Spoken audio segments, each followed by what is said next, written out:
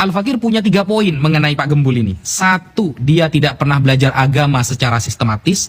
2, dia tidak pernah ada di pesantren, ya, yang mungkin pesantren itu sudah terkenal dengan Ahlus Sunnah wal Jamaah, karena kita bisa menilai itu dari statementnya. Yang ketiga, dia sering menambah-nambah hadis dan keterangan para ulama dengan pemikiran sendiri. Contoh, suatu saat, sekitar 1 tahun yang lalu atau lebih, dia mengatakan bahwa pada suatu saat Rasulullah dan para sahabat mengizinkan orang-orang Nasrani untuk melakukan ibadah di Masjidil Haram atau di Masjidil Nabawi. Mengizinkannya itu selama 3 jam, kata dia. Bayangkan, ini perkataan Rasulullah lalu ditambah-tambahi, ini kan sudah fatal sebenarnya. Kita saja tidak berani menambah-nambahi apa yang disampaikan Rasulullah. Andai kan ada keterangan, maka kita akan memberikan keterangan bahwa ini murni dari penjelasan kita dan ini adalah isi hadisnya. Padahal dia ingin menerangkan kepada umat bahwa tidak usahlah kita terlalu fanatik buta kepada Islam. Kita toleransinya itu ya dahulukan. Buktinya Rasulullah saja mengizinkan orang-orang Nasrani sholat di Masjid Nabawi kok selama 3 jam, kata dia. Hadis yang dia pakai itu hadis mungkote. Hadis mungkote yang mu'dol. Hadis mu'dol ini 2 perawinya hilang sekaligus atau berurut, sehingga tidak bisa la yuhtajju bihi, tidak bisa dijadikan hujah. Dan dia berhujah dengan ini. Dan tidak ada satupun ulama Ahlus Sunnah yang terkenal menggunakan hadis ini sebagai hujah pembolehan ibadah di masjid. Ibadah di masjid, bukan masuk masjid. Kalau masuk masjid, kita baca kitab-kitab lintas mazhab, ulama berbeda pendapat. Ada yang melarang secara mutlak, ada yang memperbolehkan. Tapi kalau ibadah di masjid, orang kafir yang ritualnya adalah mensyirikkan Allah, maka para ulama tidak membolehkan. Ini kan sudah ngawur. Berarti dia tidak pernah belajar kitab hadis, tidak pernah belajar ilmu hadis.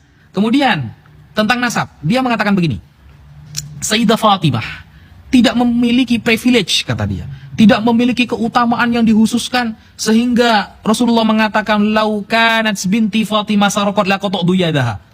Andaikan Fatimah yang mencuri, aku akan memotong sendiri tangannya. Ini menunjukkan bahwa Fatimah saja tidak punya kemuliaan. Biasa-biasa saja, sesuai standar saja. Apalagi yang nasabnya jauh di bawah Fatimah seperti kalangan para habaib. Nah, itu dia menyampaikan seperti itu. Dia lupa, kayaknya dia tidak pernah khatam membaca Al-Quran. Padahal ahlul kisah itu jelas tertulis di dalam Al-Quran.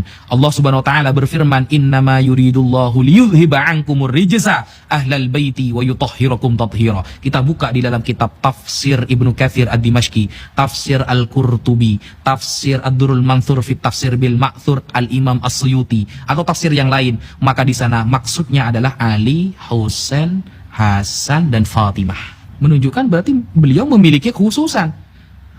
Dan dia tidak pernah belajar fikih juga, sehingga dia tidak tahu bahwa antara keutamaan dengan larangan itu beda bab. Kalau melanggar syariat, siapapun akan dihukum secara sama. Siapapun. Bahkan Sidina Umar bin Al-Khattab punya anak namanya Abdurrahman Al-Ausad. Abdurrahman Al-Ausad suatu saat berzina. Siapa yang menghukumnya? Langsung ayahnya sendiri, yaitu Sayyidina Umar bin Al-Khattab. Dihadapkan di depan masyarakat, dicambuk 100 kali. Abdurrahman Al-Ausad bin Umar bin Al-Khattab. Jadi Sayyidina Umar ketika dia dijilid atau dipecut selama 100 kali, sampai pertengahan istri Sayyidina Umar mengatakan, "Wahai Umar, itu anakmu, undurlah hukumannya besok lagi. Sekarang mungkin 50, besoknya 50," gitu. Apa kata Sayyidina Umar? "Saya tidak akan mengundur hukumannya sebagaimana dia tidak mengundur maksiatnya," kata Sayyidina Umar bin Khattab. Tegas memang dalam hal syariat, tapi dalam hal keutamaan itu beda bab. Dalam hal keutamaan ini adalah beda bab. Keutamaan seseorang itu sudah disampaikan oleh Rasulullah. Jangankan Sayyidah Fatimah, orang yang ikut perang Badar saja Rasulullah menjamin masuk surga. La yadkhulan nar ahadun man syahida badran wal Hudaybiyah. Tidak akan menyentuh neraka orang yang pernah ikut perang Badar dan perang Hudaybiyah. Atau keutamaan orang-orang para sahabat yang bai'atur ridwan tahta syajarah, di bawah pohon, disebutkan dalam Al-Quran. Bahkan Al-Quran sendiri mengatakan kuntum khaira ummatin ukhrijat linnas ta'muruna bil ma'ruf wa tanhauna 'anil munkar. Siapa kuntum di sana? Khitabnya pertama kali kepada para sahabat. Atau ketika mengatakan la takhaf wa la tahzan innallaha ma'ana, siapa khitabnya di sana? Sayyidina Abu Bakar Siddiq radhiyallahu an. Atau ketika masalah hijab, siapa khitabnya yang disetujui oleh Allah mengenai menutupi aurat dan menutupi wajah istri Rasulullah, Sayyidina Umar bin Khattab. Atau yang usul kepada Rasulullah di dalam Al-Quran disetujui oleh Allah sehingga menjadi maqam Ibrahim musalla. Siapa? Sayyidina Umar bin Khattab. Sampai Rasulullah mengatakan, innallaha ja'alal haqqa ala lisani Umar wa qalbih. Allah menjadikan kebenaran melalui lisan Umar dan hatinya. Itu keutamaan. Apalagi Sayyidah Fatimah yang putrinya sendiri. Sayyidina Umar yang dulu awalnya mau membunuh Rasulullah, Rasulullah mendoakan Allahumma izzal Islam bi ahabbir rajulaini hadaini, antara Abu Jahal dan Umar bin Al-Khattab. Ternyata Umar mendapatkan keutamaan yang sangat luar biasa setelah masuk Islam. Apalagi anaknya Sayyidah Fatimah. Sehingga saya menilai Pak Gembul ini memang nggak pernah belajar agama secara sistematis, nggak pernah belajar di pesantren. Sehingga yang dia tahu langsung dia sampaikan. Gampangannya saya mengatakan beliau adalah konten kreator. Kemudian lagi Pak Gembul mengatakan hanya di Indonesia habaib itu dicium tangannya, dicium kakinya. Kalau kita kembali ke Turki, negara Afrika, tidak ada yang mendapatkan VIP seperti itu. Ini cuma Indonesia yang isinya banyak para habaib sehingga diatur secara sistematis agar dilakukan hal seperti itu. Nah, ini kan menunjukkan dia ini tidak pernah membaca kitab-kitab para ulama. Dan istidlal kepada negara ini tidak pernah ada di Islam. Coba contoh negara ini, negara itu. Bukan seperti itu. Istidlal, menyampaikan sebuah dalil ini rujukannya para ulama. Makanya Al-Quran mengatakan, fas'alu ahla dzikri in kuntum la ta'lamun. Bertanyalah ke ulama kalau kamu gak tahu. Innama yakhsyallahu min ibadihi al-ulama. Yang takut sama Allah itu adalah ulama. Meskipun ulama dibagi menjadi dua. Ada ulama dunia, ada ulama akhirah. Nah, kalau para ulama sekelas Al-Imam Ibnu Hajar Al-Haytami sangat menghormati para habaib, bahkan berguru. Bahkan di dalam kitab Ithafus Sadah Al-Muttaqin, Syarah Ihya Ulumuddin, yang ditulis oleh Sayyid Murtada Az-Zabidi, sanad hadisnya itu sambung kepada seorang Sadah Ba'alawi. Nah, apakah itu sistematis sehingga kita menghormati dengan berlebihan? Oh tidak. Kalau dia memang pernah membaca sejarah Islam, Imam Muslim ketika bertemu dengan Imam Al-Bukhari, bayangkan, ini bukan keturunan Rasulullah. Imam Muslim ketika bertemu dengan Imam Al-Bukhari di Mekah, ketika itu tawaf. Pengarang kitab Sahih Muslim dan Sahih Bukhari. Sahih Bukhari kitab tersoheh setelah Al-Quran. Ya, itu narasi para ulama yang sudah masyhur di kalangan kita. Ketika bertemu, Imam Muslim langsung datang mendekati Imam Bukhari dan mengatakan, Da'ni hatta uqabbila rijlak. Biarkan saya mencium kakimu, ya ustadzal ustadzin. Wahai ustadznya para ustadz. Apakah Imam Bukhari mengatakan, udah boleh syirik, udah boleh ini? Tidak seperti itu.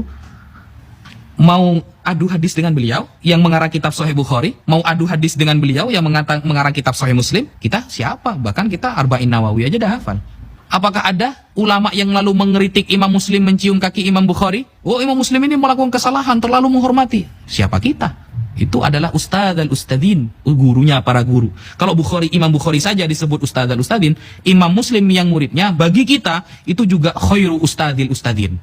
Sebaik-baiknya ustadznya para ustadz. Kenapa? Sebab beliau kita tahu hadis Rasulullah. Sebab beliau kita tahu sanad hadis Rasulullah. Dan sebab beliau kita bisa mendapatkan berkah dari ungkapan-ungkapan dan fi'lu Rasulullah SAW.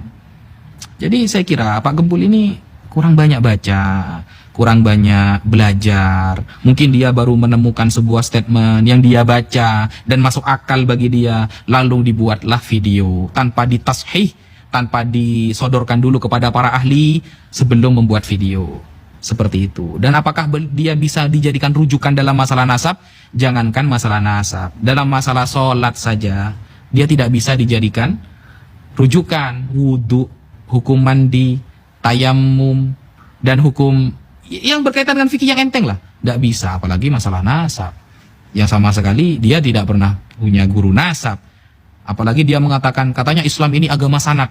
Baraya, saya ingin sebutkan satu ulama saja lalu tanyakan sanad kepada dia. Saya yakin dia tidak akan bisa. Oh ya, kalau seperti itu mari kita duduk di suatu tempat, kita diskusi, kita sampaikan pemahaman Islam secara komprehensif, kita bicara ilmiah. Jangan hanya menyampaikan sebuah statement, melontarkan sebuah pendapat, hilang. Giliran dulu ketika Al-Fakir membuat video ingin mengajak berdiskusi, tidak ada tanggapan.